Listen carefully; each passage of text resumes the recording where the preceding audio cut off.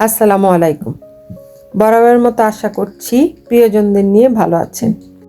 আজ আমরা গিয়েছিলাম মার্কেট মলে। এই জায়গাটায় আমি আরও কয়েকবার এসেছি। এখানে বাচ্চাদের জন্য সুন্দর একটা গল্ফ খেলার জায়গা আছে। বাচ্চারা এটা খুব এনজয় করে। হাঁটতে হাঁটতে শপিং মলটা দেখছিলাম। হঠাৎ চোখ পড়ল একজন এজেড মহিলার উপর। উনি একা একটা সাপোর্টিং ট্রলির সাহায্য নিয়ে হাঁটছিলেন, আর নাকে ছিল নল।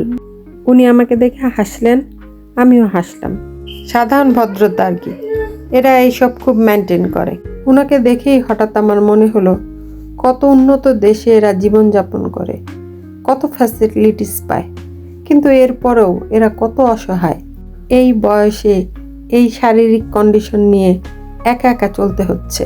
আমাদের দেশ এত উন্নত নয়, অনেক মানুষ গরিবী হালে জীবনযাপন করে, তবুও 90% পরিবারই তার বৃদ্ধ মা বাবা, দাদা দাদি, নানা নানিকে নিয়ে ঝগড়াঝাটি মিলমিশে একসাথে বাস করে। হয়তো মতের অমিল হয়, মনোমালিন্য হয়, কিন্তু দিন শেষে তাকে সাথে নিয়েই থাকে। ডাক্তার দেখাতে হলে শত ব্যস্ততার মাঝে ঠিকই সময় বের করে নিয়ে যায়। একা একা ঘুরে বেড়াতে হয় না। এদের মতো একাকী জীবন হয় না। সফলতা বা জীবনের প্রাপ্তি আসলে কি, কোথায়?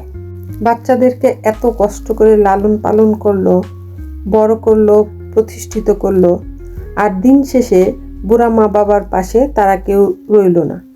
এটা কি উন্নত জীবন, মানবিক জীবন? কুকুর বিড়ালের জন্য এদের কলিজা ফেটে যায়, কিন্তু বৃদ্ধ মা বাবার জন্য সময়ই হয় না, এক বাসাতেও থাকে না।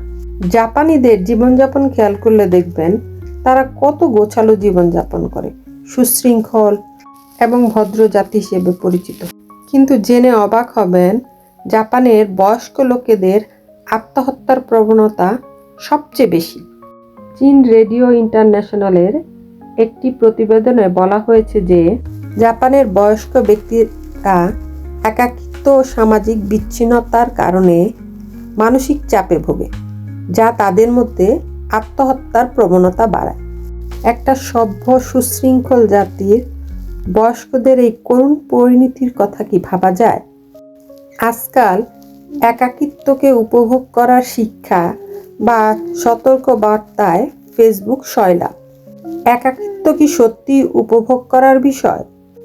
হয়তো একাকিত্ব অনেকের জন্য সাময়িক মুক্তি আনে, নিজেকে, নিজের আবেগ অনুভূতিকে বুঝতে সাহায্য করে, কিন্তু দীর্ঘমেয়াদী একাকিত্ব সবসময়ই অপ্রত্যাশিত, আর মানুষ এটি বাধ্য হয়েই মেনে নেয়।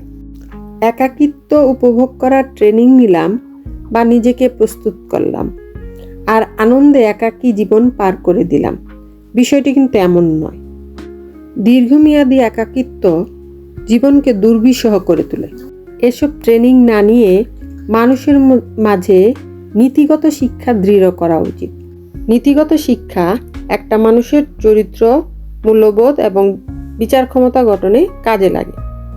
এটি আমাদের নৈতিকভাবে কোনটি অন্যায় এবং কোনটি সঠিক তার পার্থক্য বুঝতে সাহায্য করে, স্বাধীন চিন্তা ভাবনা ও সিদ্ধান্ত নিতেও সাহায্য করে। আবার দীর্ঘমেয়াদী দায়িত্বশীলতা ও আত্মনির্ভরশীলতা তৈরি করতেও সাহায্য করে। অন্যের প্রতি সম্মান ও সহানুভূতি জাগিয়ে তোলে।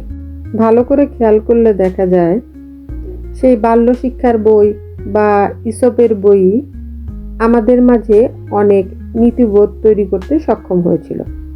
আমি বলছি না সবাই এখন বড় বড় ডিগ্রি অর্জন বাদ দিয়ে বাল্য শিক্ষা পড়া শুরু করুন। আর নীতিবোধ বা মূল্যবোধ থাকলে এই সমস্যাগুলো তো হবারই কথা না।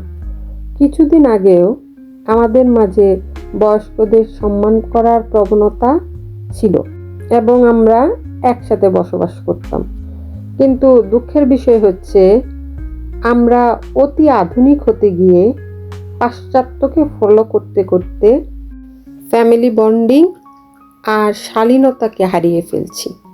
এটা আমার নিজস্ব মতামত, অনেকেই হয়তো দ্বিমত পোষণ করতে পারেন।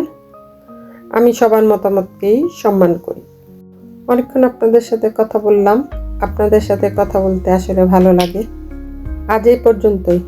আল্লাহ হাফেজ।